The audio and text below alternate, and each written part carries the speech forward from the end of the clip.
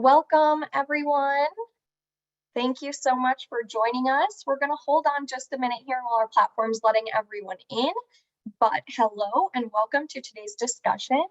We'll be started, like I said, in just a minute, but feel free to hop in the chat, give us a greeting, let us know where you're tuning in from today. We would love to hear from you.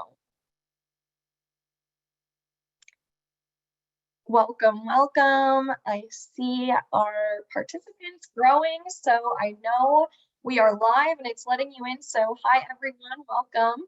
Like I said, we're just going to hold off a minute here. Feel free to go in the chat. Let us know where you're tuning in from today. Give us a greeting. We would love to hear from you and see who's joining us. Oh, I see those coming in. Awesome. Hi, everyone. Welcome, welcome. All right. Well, thank you all so much for being here. I'm going to go ahead and get started. Thank you for coming and welcome to today's webinar, Depression Looks Like Me, a webinar in partnership with Janssen Neuroscience. My name's Jackie Zimmerman, and I'm the Public Education Associate at Mental Health America's National Office, and I'll be moderating today's webinar. I have just a few notes for you all before I introduce our panelists today. This webinar is being recorded and will be sent out to all registrants within 1 week. We currently do not offer CEUs, but we do provide certificates of attendance. So if you'd like to request one of those, I'll have a form that you can fill out. I'll post the link to that in the chat here shortly, and that'll also go in your follow-up materials as well. Today, we have a great discussion planned with some wonderful panelists, but we do expect to have a little bit of time at the end for questions. So if we do have that time, we would love to hear some of your questions in the chat throughout today's discussion, so we can go through a few of those. So please feel free to post any questions you have in the chat, and also just any comments that you would like to add to today's discussion. We always love to hear from you. We want to recognize that today is National Coming Out Day. And while it is a day to celebrate our LGBTQ+ communities, we also want to acknowledge that a lot of LGBTQ+ individuals have experienced trauma while coming out. And this day, while it's a celebration for many, might also be difficult and trigger difficult memories for you as well. So the Depression Looks Like Me campaign really puts emphasis on recognizing that depression affects everyone, no matter your race, ethnicity, gender, or sexual orientation. And we just ask that you please come in with a kind heart and understanding today, and feel free to really take the space you need to care for your own mental health today, especially on National Coming Out Day, as we know it brings with it many emotions. So I'm very excited to introduce our wonderful speakers that we have with us here today. We have Ren Fernandez Kim, Amanda Martinez, and we might have one other joining us as well.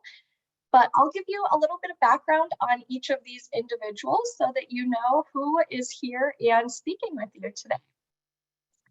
Ren Fernandez Kim is a non-binary Korean American artist, educator, and content creator. As an individual thriving within the intersections of multiple identities, they specialize in bringing seemingly separate conversations to a unified place.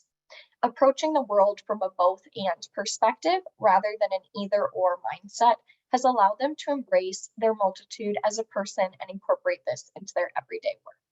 Welcome, Ren. And with us, we also have Amanda Martinez. Amanda is currently the Training Program Manager for Mental Health America of Hawaii, MHAH, since 2017. She's instructed thousands of youths and adults in Hawaii with MHAH's youth suicide and bullying prevention and mental wellness trainings. She's also a certified trainer for mental health first aid and youth mental health first aid trainings, and is passionate about mental health wellness promotion among youth and young adults, especially among gender and sexual minorities. Welcome, Amanda, and I know it is bright and early from you joining us all the way from Hawaii, so welcome. I'm so grateful to have each of you here with us today. And we're just going to jump right into discussion. But to start us off, I would just love to hear from each of you a little bit more about your personal mental health journey, as that is really in the forefront and emphasized in the Depression Looks Like Me campaign of being open and honest and having those important conversations, which is what I'm really looking forward to us spending time on today. So for each of you, would you mind sharing with us a little bit more about your personal mental health journey and maybe some challenges or successes that you have faced as a member of the LGBTQ plus community?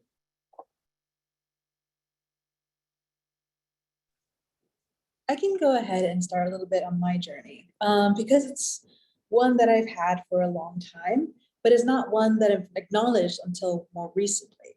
I always had depression and anxiety from very young. I just don't think it was ever acknowledged until I went to college and graduated, and I got a lot of guidance and support from people around me that recognized it. And they're like, you should ask for help. And I never took it seriously until a few years ago. And I was like, oh, okay. There's nothing wrong with getting help. There's nothing wrong asking for help, and having depression and anxiety is just the reality that I live in. And it's not something that I no longer like hate, because I used to be very resentful about it. It's now something that I'm learning how to work with and understand and respect my body as I go through life with depression and anxiety. As a person within the LGBTQ plus community, I feel like there's a lot of ideas that's, oh, being queer is the reason you're depressed. And I'm like, no, being queer is just who I am. The reason I may be depressed, or it adds on to my depression, is the way society sees me and treats me according to that label. So it's more like the oppressions are more the cause of my depression than it is my actual depression.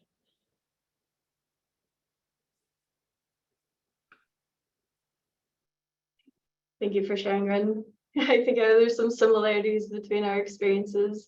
I have depression and anxiety. I've had those experiences, I think, for quite a while in my life as well, but it was only recently where I sought help for it. I think it was just time where I couldn't stop hiding it anymore and covering it up. So seeking help to find support in myself in that.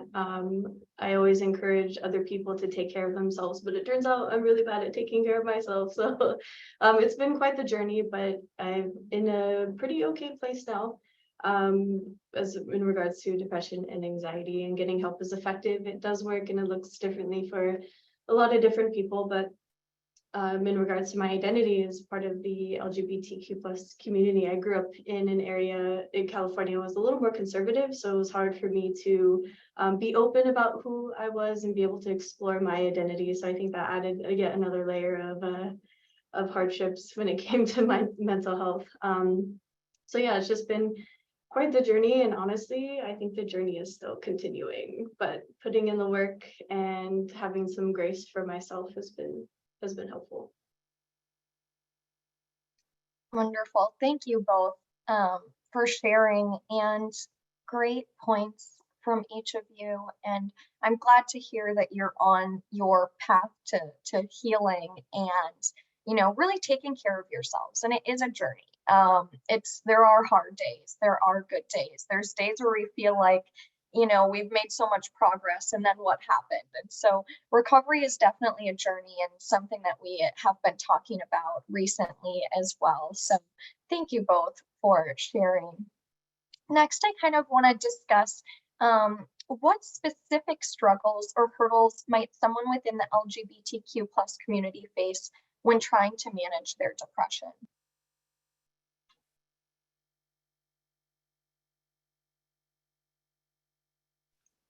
That's a really happy point. But I think first of all, it's really important to acknowledge that there needs to be more representation when it comes to, first of all, LGBTQ plus communities, as well as finding support within those communities and making sure that it fits also their intersectional identities as well, because it's not a one-size-fits-all situation.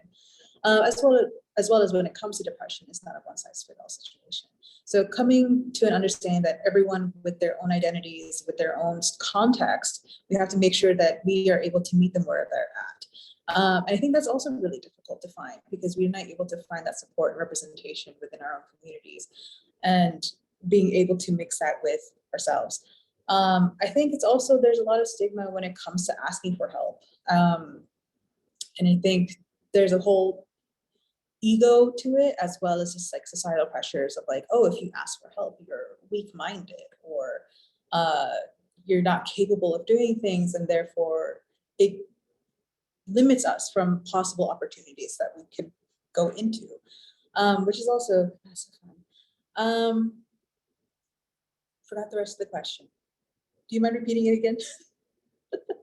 Yeah, absolutely. Just any specific struggles or hurdles that someone within the LGBTQ plus community might face when trying to manage their depression. Right. So the And that final could be one. when seeking help or while in treatment or throughout recovery. Oh yeah, absolutely. I would have to say the final one, since today's National Coming Out Day, is that when you come out, unfortunately, you are coming out all the time, and that's exhausting. You're coming out to your coworkers, coming out to your boss, to your family members, to new people you meet every day. Like, it's an assumption that everyone is heterosexual until proven guilty, apparently. So we're continuously having to put ourselves out there and to explain our situation and educating others, and having to just exhaust ourselves, which in itself is not really helpful for our own mental health. So I think when it comes down to it, when there is a point in time, I myself, in my own boundaries, I don't really have to explain, or I feel like I don't have to explain anymore, especially if I know that I don't have the spoons for it.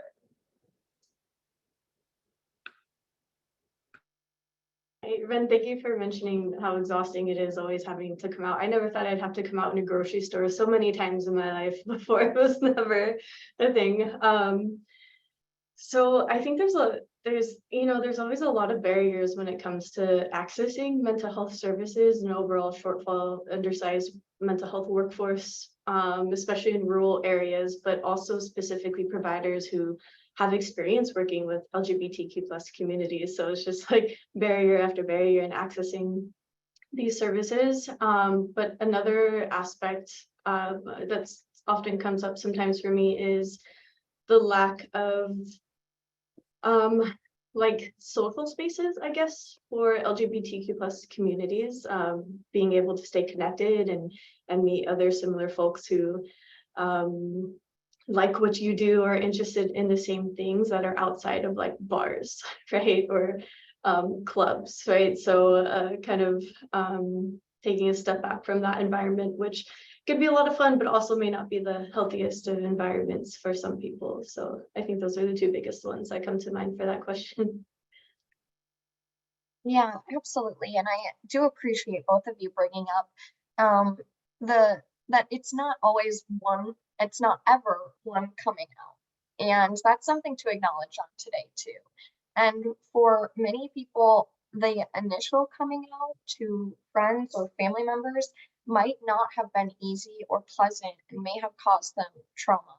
And so then every time that they have to have that conversation, it can be really triggering and re-traumatizing. And so understanding that when someone is expressing that, or, feeling like they have to come out, and coming to conversations for people who are on the supporting end, coming to that conversation with empathy and understanding, and not needing all of that dialogue and discussion, and just saying, it's okay, I appreciate who you are. And not having to go through that re-traumatizing conversation for an individual can be really damaging and challenging to their mental health, and for it to happen, like you both mentioned, having to do that so often just becomes a part of something you have to do, is really disheartening, and just sad that that has to be a part of our LGBTQ plus individuals' lives. So thank you for bringing that up. I would love to hear from each of you. When you've both mentioned how you've sought help for your depression in the past. And so when you've started looking for help with your mental health, did you feel that you saw yourself represented? And how important is that when you're seeking care?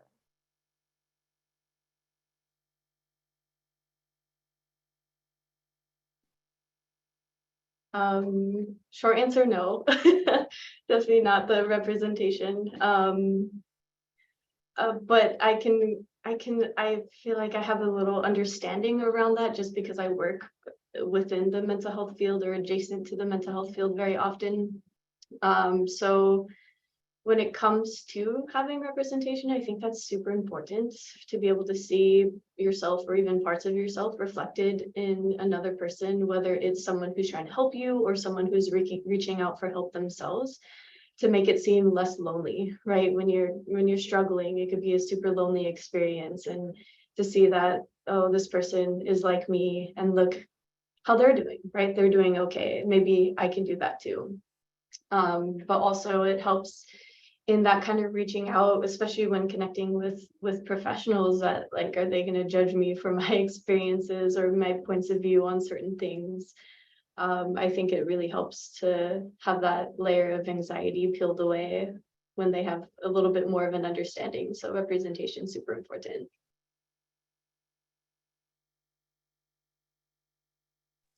I would have to agree. For me also, especially growing up, the representation was non-existent, especially within my communities as a Korean and a Peruvian, both within the Asian and Hispanic communities. Depression and anxiety is not acknowledged. It's not a real thing. It's considered laziness, which in itself is ableism.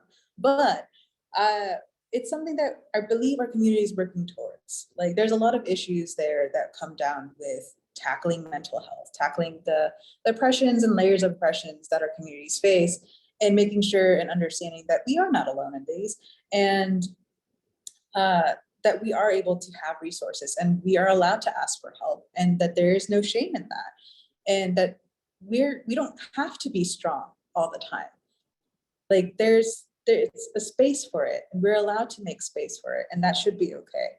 And I haven't seen that when I was younger, but I'm starting to see more of that conversation happening. And I'm really happy that it's happening, because it, again, like Amanda said, makes me feel less lonely about it. It because there's a difference between being alone and being lonely. And I used to be very comfortable with being alone. There's nothing wrong with that. But the concept of being lonely is like, I have no one else to tell my story about because I don't relate to anyone. But I mean, that's honestly why I joined up with Depression Looks Like Me, because they were able to share similar stories to me that I could resonate with and identify with, whether it's because of the communities that I'm in, or whether it's because I'm within the LGBTQ plus community. There's a lot of layers and intersectionalities that I felt seen for the first time. And that's honestly why I joined the campaign. And I want to make sure that people understand that you are not alone in this, and that if you need help, there's no shame in that, and that you can find the resources. It just takes a little bit of help. And thankfully, if you go to the website, depressionlookslikeme.com, there will be resources there for you to make sure that you find the resources you need, especially with like a healthcare provider near you. So I would recommend that website. But yeah, representation, very important, because it makes things a lot easier to see that, oh, hey, someone else that looks like me, or that is living a similar story, is living a better life, and they're making the steps to make their lives better. And I can do that too. And representation is a powerful, powerful tool.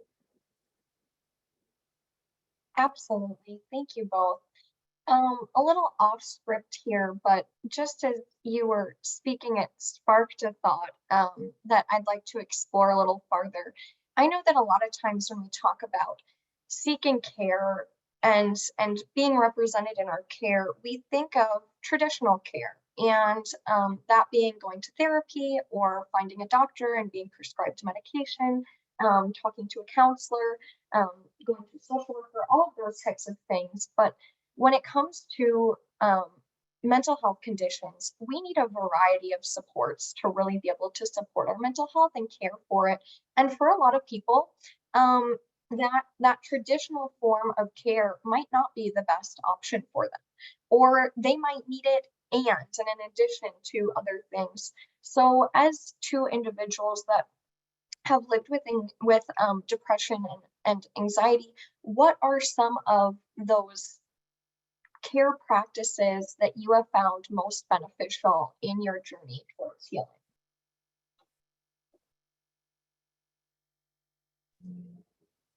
For me, I know personally, educating myself has been a great help.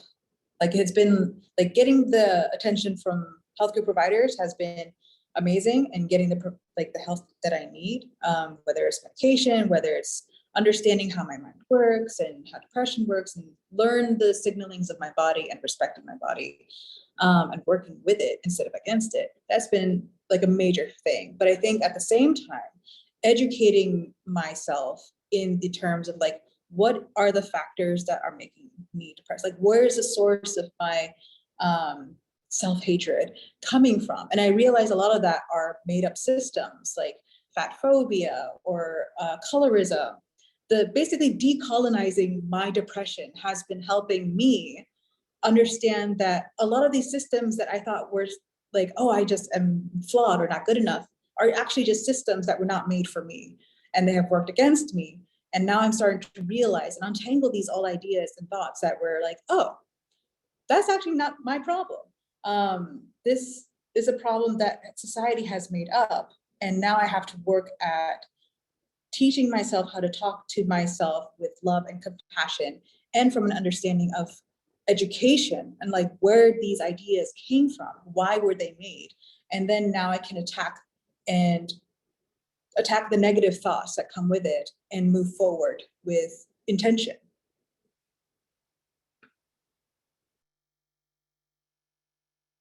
I'm always just so absorbed in your answers, Ren, that I forget what the question is. I have to think back on it. No, I love listening to you talk. It's great. I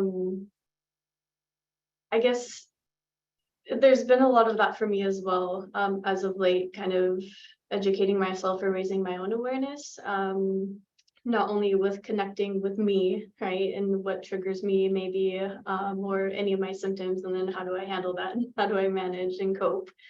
But also those larger systems, right? We often hear that the LGBTQ plus community is often at higher risk for a multitude of different disparities, and it's not the identity itself, right? It's those systems that are in place that make it hard for us to be healthy. So being on that journey to find out how to be healthy in the different ways, that we can get creative with that. But for me as well, hope is really important for my personal journey too. And I know that the LGBTQ plus community is and always has been very resilient. They have found creative ways to get through things, and connect with each other and support each other as well. So just really clinging on to that hope has been super helpful, especially in the dark times. But also drag shows really recharge my batteries. So I love those. Thank you so much. And thanks for humoring me and going off script there, but I appreciate both of you, and just some really good tangible points that our audience can take of things that they can do. And I want to uplift what you said, Amanda, about hope, and something that an old colleague of mine used to say that I just loved was that hope is an action. And hope is something that we can practice and that we can work to improve. And while you might be sitting in depression and that seems so challenging, and you can seem like there really isn't hope and there isn't that thing to pull you through those hardest days, even if it's just getting out of bed or taking a shower, brushing your teeth, or going to work, the hopelessness can be overwhelming. But practicing hope in a way of being mindful of what am I grateful for, and what can I work towards, what can I look forward to? Is it looking forward to going to that drag show? Is it looking forward to connecting with my friends, or being a part of a community where people are like me and understand me and I can talk to them about how I'm really feeling? And so all of those things, those choices that we make to keep going, make us more hopeful and build that resilience. So thank you for that. All right. Next, I would love to hear from you. What is important for someone to know who might be struggling with depression or their mental health? I know that we have a lot of people joining us, and depression is very common, and it's hard to talk about for many. And it might even be hard to say, I need help or I am struggling. So, for someone who might be listening that is in that place right now, what's something that you feel is important for them to know?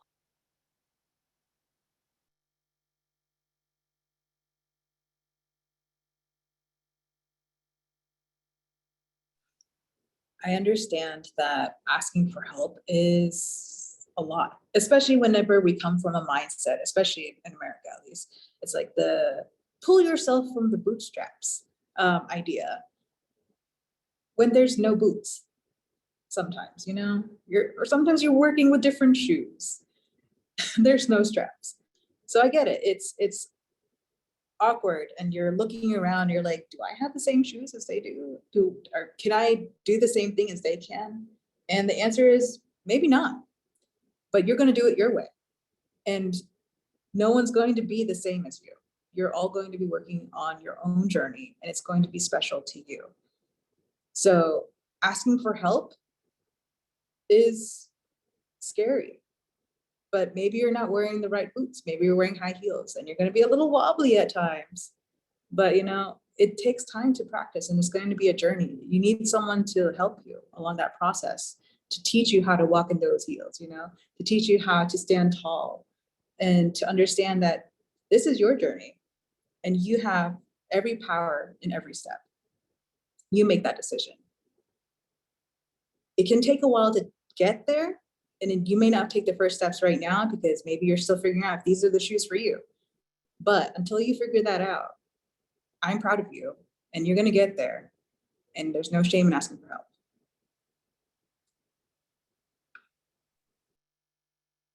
I have to follow that. Oh, that's super wonderful. Yes, all of that. Also that it's not a problem to have a problem, but it is a problem if we feel like it's something that we can't talk about or that we have to keep hidden or that we can't get help for. So I think having more conversations, open and honest conversations, as uncomfortable as it is, and it may be, can definitely help with that. And I totally lost my train of thought. Let me remind myself of the question. I'm so sorry. Oh yeah, okay. Getting help is effective, right? It does work. There's a lot of different kinds of resources that are out there for folks. If anyone is tuning in from Hawaii, they feel free to reach out to us. We can help put you in the right direction. And also dispelling the myth that just because you seek professional help or professional types of treatment doesn't mean you're always going to need it, right? You can find those tools and those skills to be able to cope and manage your day-to-day all on your own, which is empowering in itself, right? Look at me doing the things each and every day. So you're not going to need it forever. Some people do, some people do not, but it is a journey. It's very individualized. And I think the last point for this would be, at least for myself, if I could look back on my journey and pass it along, would be have more grace for yourself for the little wins in your day. Okay, even if that was like, I washed my hair today, like I'm doing great, or I got out of bed, this is awesome, right? This makes it a good day, and not like getting in that cycle of beating myself up or for not being productive or not getting things done, right? Or not feeling okay. Is just having that grace for yourself. Yes, those small wins equal big successes in the long run. If they just keep adding up and adding up. So really great point there. We've kind of talked about the importance of support in different ways, but how is finding a safe space and a sense of community when dealing with depression important for each of you?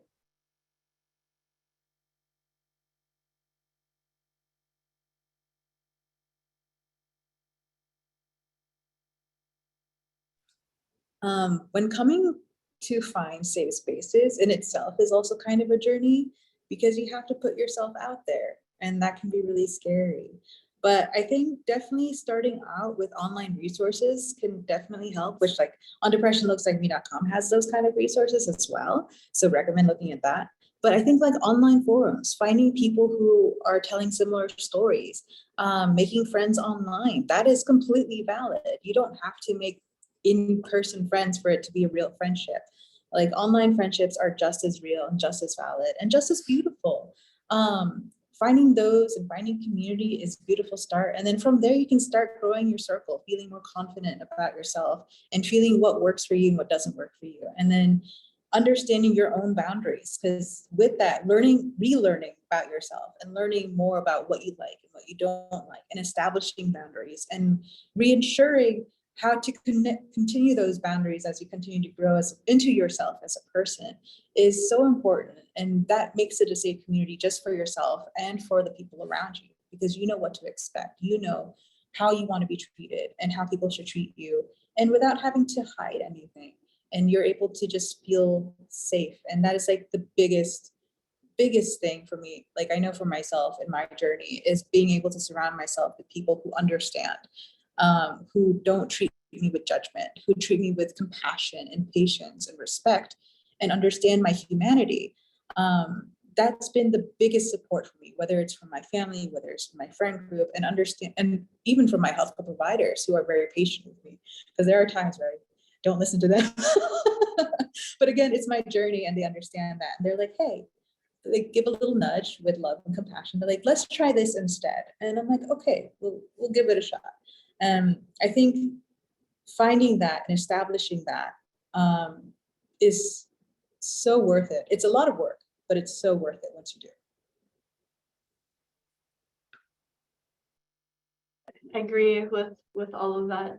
The safe spaces to me are incredibly important, but also defining what that looks like for you is important too, because setting boundaries, you may think like, oh, this is safe, right? Or even this relationship that I have or this connection I have with another person is safe, right? And healthy, and really it's like definitely not, but you don't necessarily see it, right? Kind of in the moment. So doing that work to define what safe looks like for you, setting those boundaries, and then from there, making those connections, right, with that community. Before I really did come out, online communities were like my safe haven.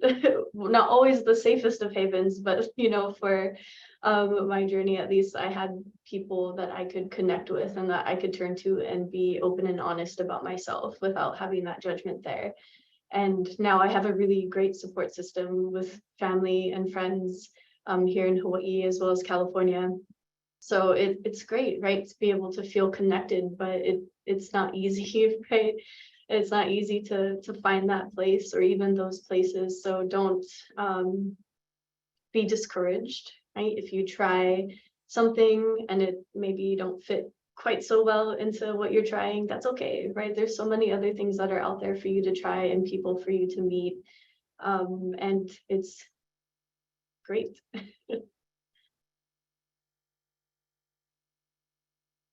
Yeah, really wonderful points, and I appreciate you bringing up the online platforms and how that can be helpful, because for so many people that are dealing with depression and similarly anxiety, meeting face to face in person or putting yourself in new social situations or even old ones where maybe your depression has gotten the best of you and you haven't seen friends or family in a really long time, that can be really scary. And so sometimes those first steps of, going to an online forum or reconnecting with an old friend via text or call or FaceTime might be an easier first step to kind of get yourself back in that social scene. I'm going to put in the chat a link to our MHA Inspire community. And this is a group that I work with at MHA. And so Inspire is a great way for you to connect with other people that have similar interests, hobbies. And our MHA page is really for people to connect who share similar struggles and that identify with similar mental health conditions. So there is a page in there specifically for people who struggle with depression, where they can go in and post and communicate and message with others who might be going through the same thing. So if you are someone out there right now who's looking for that community and connection, I would recommend maybe taking that as a first step to just look at. And like Ren has mentioned before, sometimes it's just nice to know that someone else who is like me is going through something. And that's kind of the beautiful thing about online forums, because you might live in a location within the US or internationally where you feel like the people around you aren't like you. And that can be really hard then to find that connection.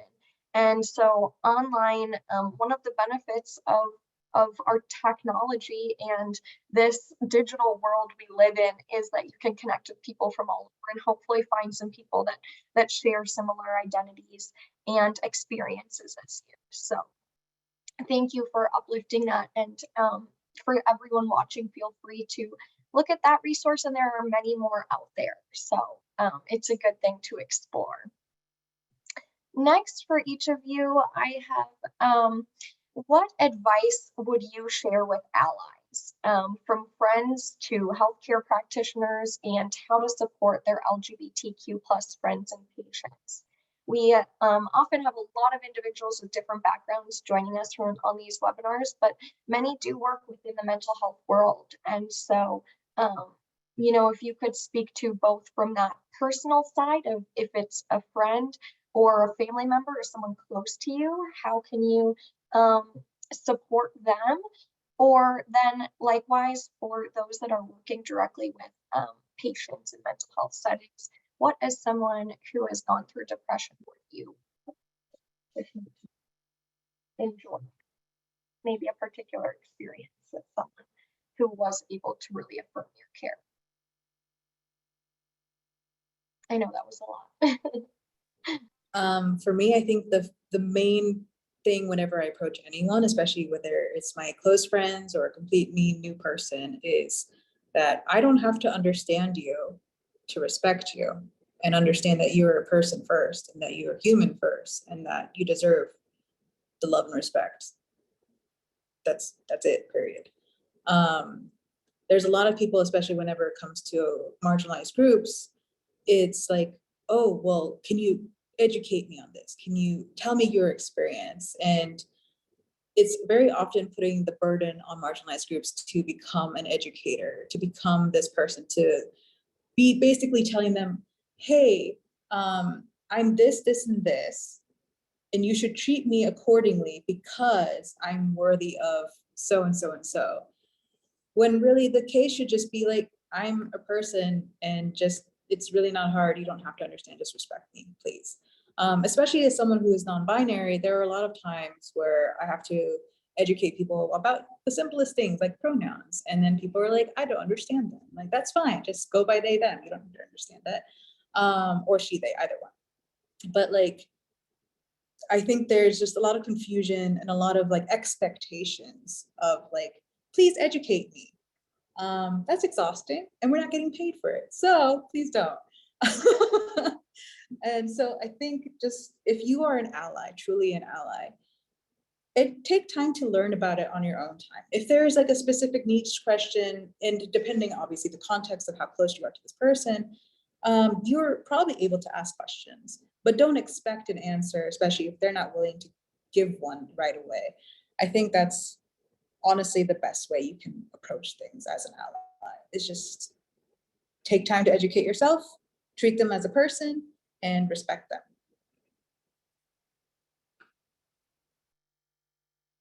Yes, I agree with all of those. The respect is so important. It's foundational in educating yourself.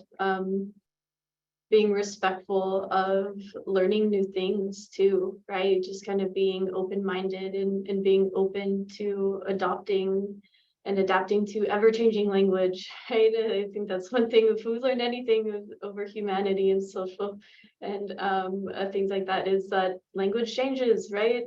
All the time. So just be open and flexible with it. You don't have to understand everything to be supportive.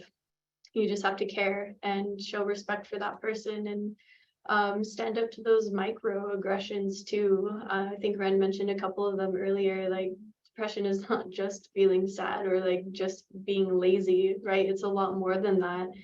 So just being empathetic towards that process and what that person is going through and how you can best support them. And do your best to create those safe spaces, right? Those open and inclusive spaces, whether it's having representative like posters on the wall, right, of your office, or even putting a sticker on your door that says, this is a safe space for you, right? Can make a world of a difference for someone. So there are little things that we can do or that you can do to be an ally, right, every single day.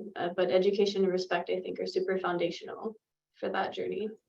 Yeah, I really quickly just wanted to add is have no expectations. Everyone is their own journey and their own definitions, and they have their own context and background. So especially if you are going to be working with people with mental illnesses, there's going to be their own different layers and their own different layers of like oppression and other things that define who they are and what they're going through. So if you are working with people that have mental illnesses or live with them, just no expectations, please. Just let them come to you where they're at. Absolutely, that understanding is so important. And you both made some really great tangible points that our audience can take for things to do. And I just want to highlight something that Ren, you had said that reminded me of something you even said earlier about you know, constantly having to educate others, and that being the responsibility of those who identify as LGBTQ plus, and how exhausting that is. And that's similar to what we were discussing earlier with the exhaustion of constantly having to come out. And so you can see all of these added things that are on we have placed a burden on individuals who identify as LGBTQ plus that they have to bear every day, and have to keep having and rehashing these conversations. And so I really appreciate you bringing that up, because it is one of the most basic things that people can do as allies is, take it into your hands of education and wanting to learn more and wanting to be able to support your friends, your family, your community members, even if it's just someone that you might not know and are close with, but how can you be an active ally? And what does that really mean? And so that taking that education and the burden of educating off of that individual is so important, and not assuming that it's that individual's job to educate you. Really taking that upon yourself is so important. So thank you both for those points. I know we have a little bit of time here, and I've been collecting a few questions that have been coming in from our audience, so we will have some time for Q&A. If you have more questions, continue to post them in the chat, and we'll get to them. The first question that I have from a viewer is, how would you suggest a young person who is ready to acknowledge their sexual identity for the first time engage their parents? And I know this is a very personal question and might look different depending on the situation with the parent, but any ideas or thoughts you have on this? I have so many. Firstly, your safety comes first. Always. Always. So even if you are ready to come out to your parents, if you understand that could put you in a life endangering situation, please don't. I understand that it's very hard, and I understand that you want to be out, but your livelihood comes first. I want you to be safe. Secondly, if you are in a situation and you already know that your parents would be loving and accepting and will support you in this, congratulations. That's amazing. And I hope that you are able to continue your journey as you figure out your sexuality and your gender expression, and have fun with it. Please have fun with it. It is a joy to do these things and to have a support group. So understand that. And also, even if you can't come out to your parents, I'm sure you have your own chosen family, people that you rely on, They may not be your biological family, but they are your chosen family. They are just as valid. Go at your own pace, at your own journey, at your safety, and just have joy with that.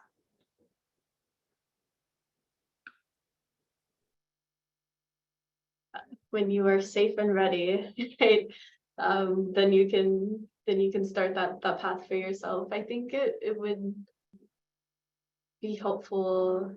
I'm just trying to think back on my own experience because that's the only one I can speak to for this, but would be to hear other people's coming out stories and kind of find resources and information just to give me the language to use, because words sometimes are very hard to come by for me. So if I can have like modeled examples, right, or something to pull from, it helps ease a lot of that anxiety. So hearing about other people's journeys and realizing that they're all so different, right?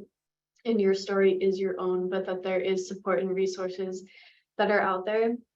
And if your family is not accepting, then go find your family. Their family is out there, right? There are people who will love you and support you no matter what, just as a family should. So make your own, right? We can all do that when we don't have accepting people in our lives. And I think that's a super cool thing too. Absolutely. Thank you. I'm gonna post another, I know I keep posting things in the chat for everyone, but MHA also has some coming out guides that just help give those examples of how to have those conversations. Like Amanda had said, doing research and sometimes hearing from others that has sounded or looked like can be really helpful. So feel free to access those materials as well. Let me look at my list. Another question that I think is really important that someone asked was how can you overcome the uncomfortable conversations?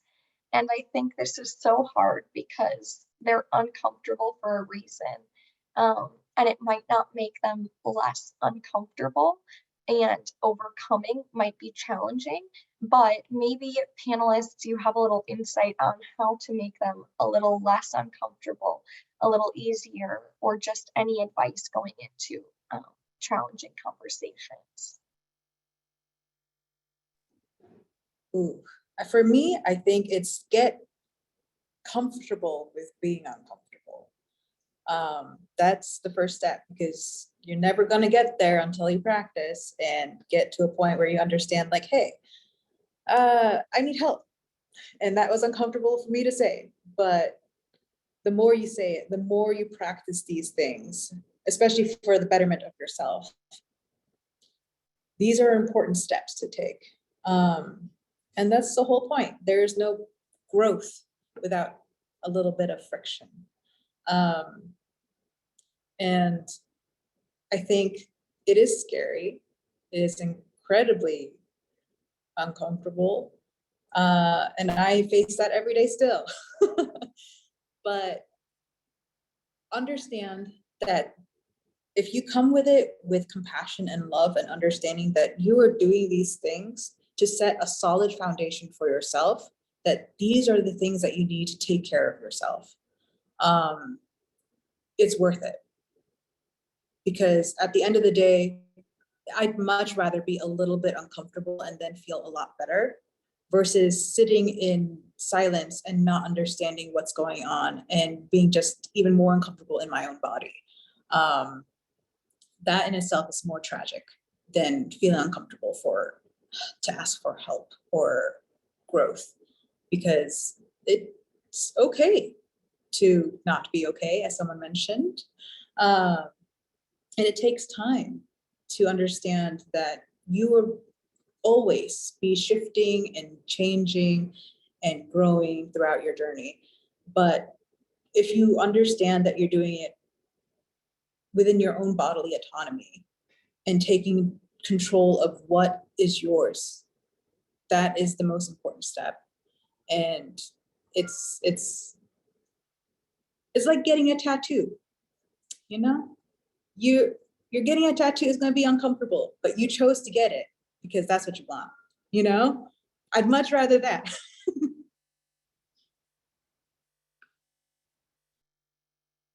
Yes, this is very much like getting a tattoo. Thank you for opening my eyes.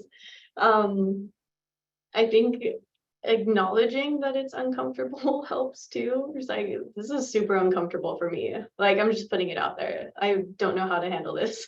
Like, so I'm just gonna talk, right? Please don't judge me. So I think that helps ease a little bit. Just embracing the uncomfortable, because uncomfortable conversations, uncomfortable situations, uncomfortable experiences are unavoidable. Right? If we could avoid uncomfortableness, we absolutely would, but it's not. So we have to find our way through it, right? And so addressing that, acknowledging it, and being open and honest about it, it can really help, I think. Absolutely. I love one of the comments in the chat. Part of my tattoo tickled, part of it was painful. Yes, I and know. part of those conversations can end in joy, and they can be painful and uncomfortable during the process. So great analogy. I know, Jackie, you told us that we shouldn't look at the chat, or we don't have to, but I have it open and I saw that comment and I tried it. I almost burst into laughter. It was Yeah. amazing. Oh, it's wonderful. Thank you both for those. One of the last questions I want to address as a group, and it is a really tough one. And I don't want to shy away from these questions because, as much as we love positivity and the positive parts of our healing journeys, there's some really low lows and there's some really challenging parts. And someone had asked in the chat, have you found ways to stop suffering from emotions? And that's really heavy and hard because part of depression is suffering. And as much as it's hard to acknowledge and talk about, it can be so deeply challenging and hard, and that suffering happens in those dark places.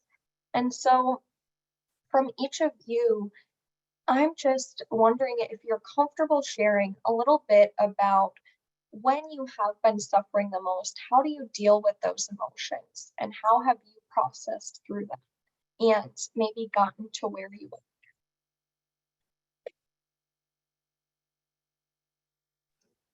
My personal journey with expressing or even acknowledging my emotions has been quite the journey, because I did not really acknowledge them when I was younger. And that was honestly part of my depression, was going through it. I was very much, I forgot the word, functional. I was a functional depressive until I wasn't. So like even like through high school and college, I would go through the motions, but nothing really stuck. And then eventually my grades, not good, not good grades.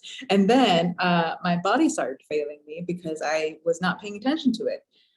There was a lot of other issues as well, but that leads up to the depression. Basically, I just was not listening to myself and my body. And your body will let you know when you're not okay. Even if you try to tell yourself you're not okay, your body will let you know.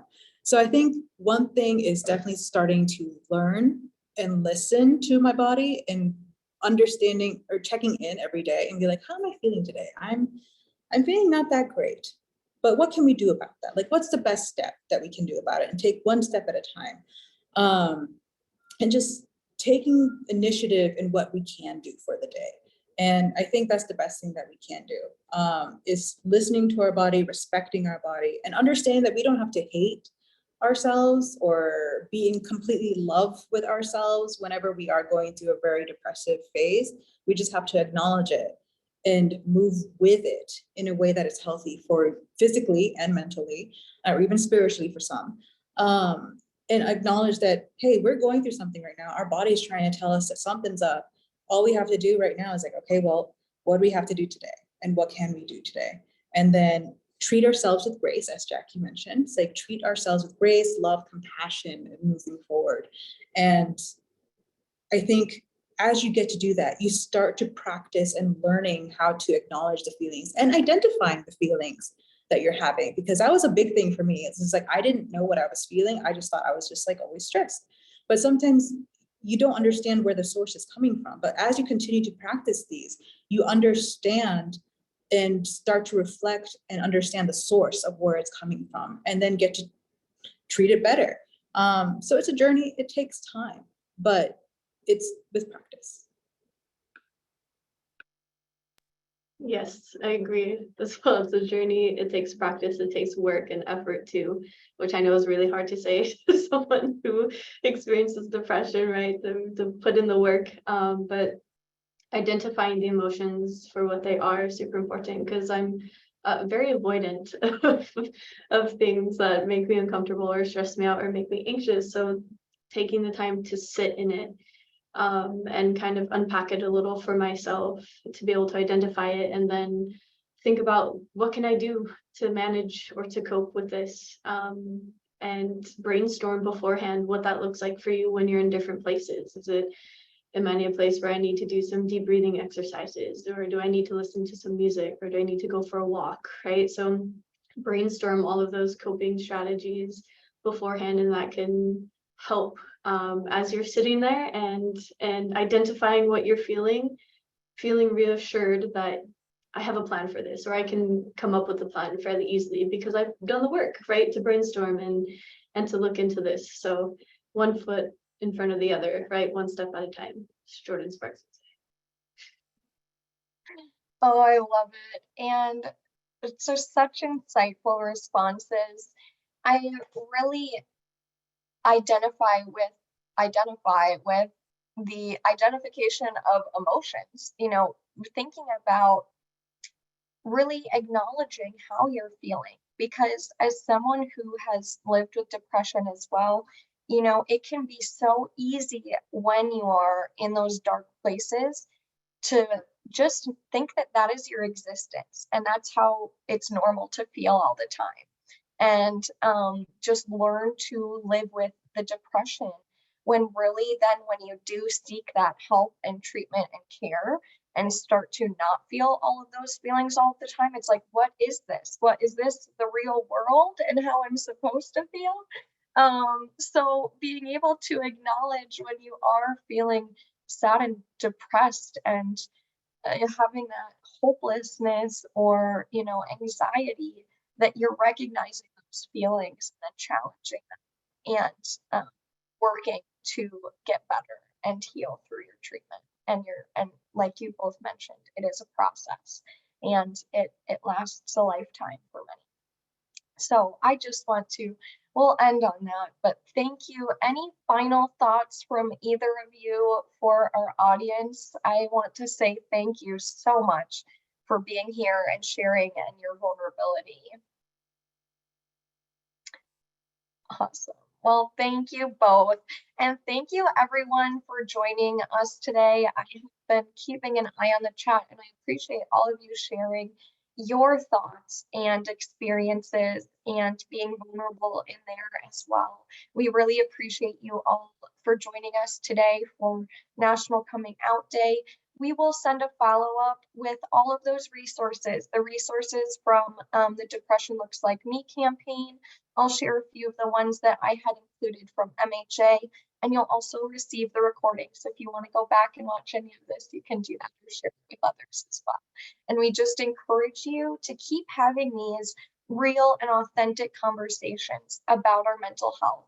And that's really the way that we can connect through community and let others know that what you're experiencing, a lot of others have experienced, and we're there for you, and there is hope, and there is that road to recovery. So thank you all. Thank you, Ren. Thank you, Amanda, and have a wonderful rest of your week. Thank you. Thank you very much.